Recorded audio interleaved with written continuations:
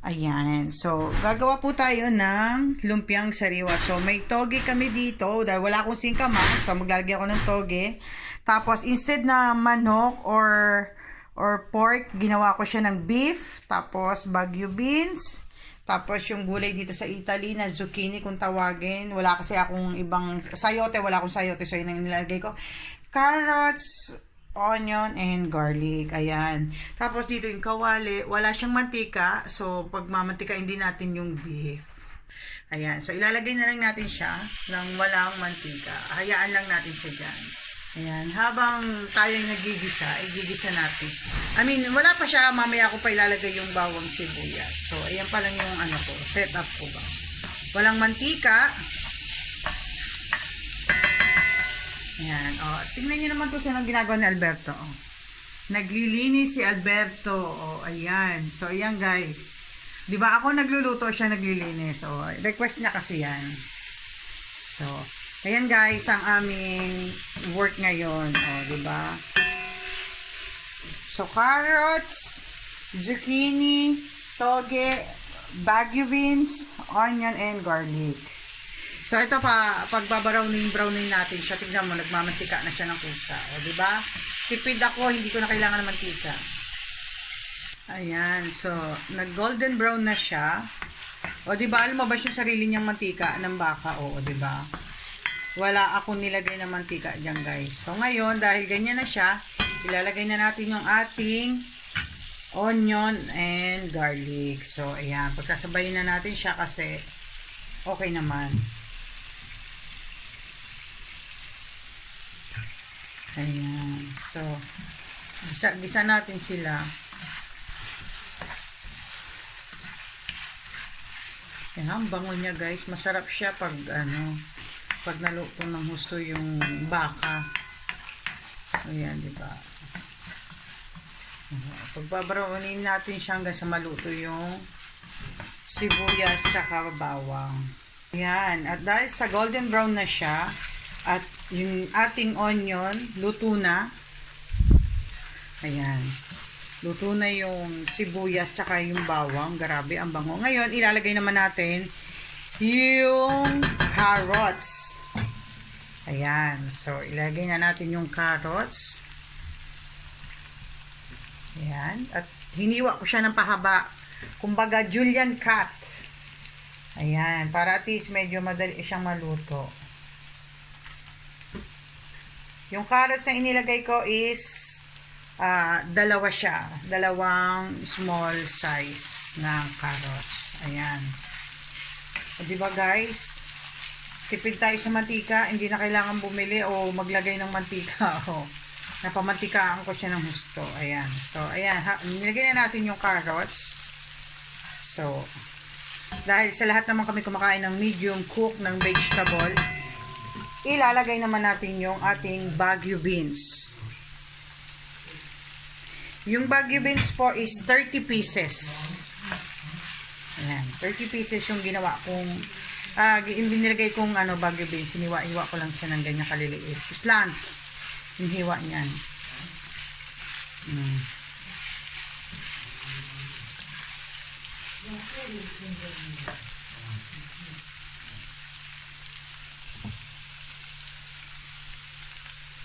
Ayan. Matapos natin ilagay yung carrots saka beans, lalagay naman natin ang ating toge. At ito kasi may sarili siyang tubig. So, nagtutubig siya ng kusa. So, hindi na natin kailangan maglagay ng tubig dito para lumambot yung gulay. Diba? So, yan yun. Yan. Then, after, mix natin siya. Kasi ito, nagtutubig siya ng kusa. So, para at least hindi na tayo magdagdag ng water. Diba? Guys, grabe, nakakagutom. Mabango. Naku guys, itry nyo rin tong version ko. Malay nyo, magustuhan nyo.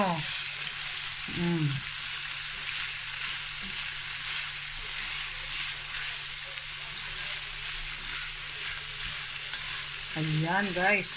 Diba? Ang ganda ng ating Ayan, ganda ng ating gulay, di ba? Makulay talaga siya, oh. Sarap. Ayan, dahil ayan na yung toge, ilagay na rin natin itong last, yung zucchini. Ayan.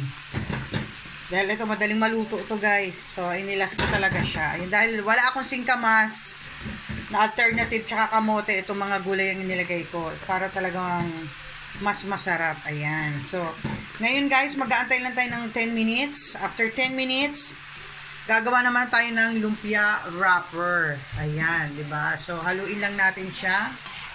Ayan. So, ito na yung ating palaman. Ang ating lumpia ng palaman natin. Di ba? Yung pinakagulay. Ayan, ito na. So, 10 minutes lang siya, guys. After 10 minutes, yan siya. No? Takpan muna natin. After 10 minutes, ayan na. Luto na siya. So, isa-set aside na natin at gagawa na tayo ng sauce. And then, after ng sauce, gagawa tayo ng lumpia wrapper. Ayan. Ayan guys. So, naglagay ako dito para sa sauce natin. 2 kutsarang peanut butter. Tapos, maglalagay din tayo ng 2 kutsarang cornstarch. So, isa.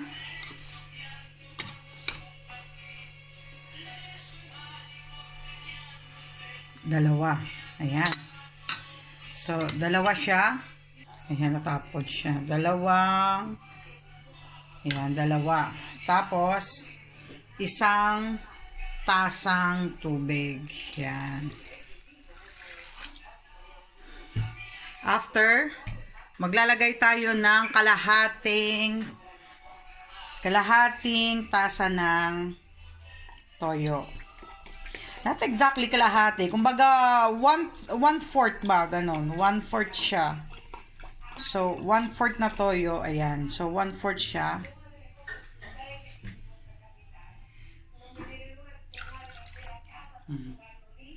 Tapos, guys, maglalagay naman ako ng 3 kutsarang asukal. Ayan. 2. At 3. Ayan. Tapos, haluin natin siya hanggang sa matunaw and then lalagay natin sa apoy. Ayan.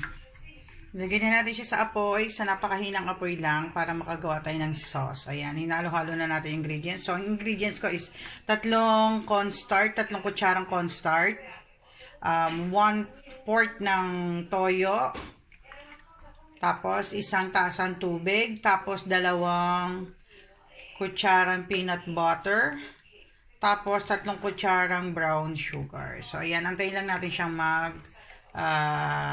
lumapot. Mag-antay lang tayo lumapot to. Ayan, after 2 minutes na paghahalo natin, ito na siya. So, creamy na yung ating sauce.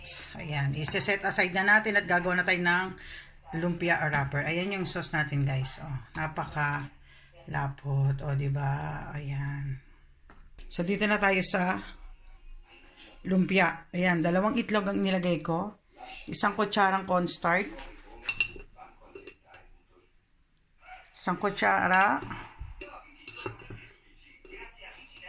2. 3. 4. So, 4 na normal na harina. 1 kutsarang cornstarch, tapos 4 na kutsarang harinang normal. Ayan. Ayan. So, tinutunaw lang natin siya. Tapos nga pala, naglagay din ako ng 2 kutsarang mantika. Ayan.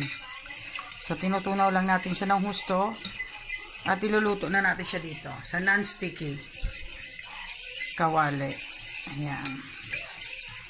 Tinutunaw na lang natin siya. Ayan, spray tayo ng konting mantika sa non-sticky. Konti lang.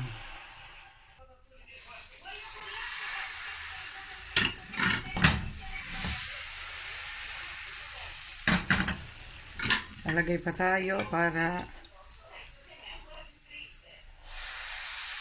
dahil madali siyang maluto, o diba?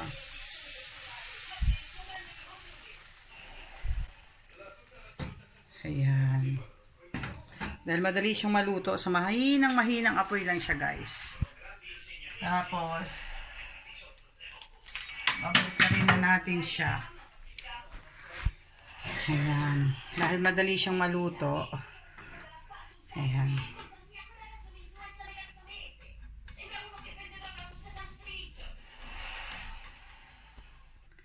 Ayan siya, guys. Oh. So, tingnan natin kung pwede na. Oh, pwede na siyang ilipat.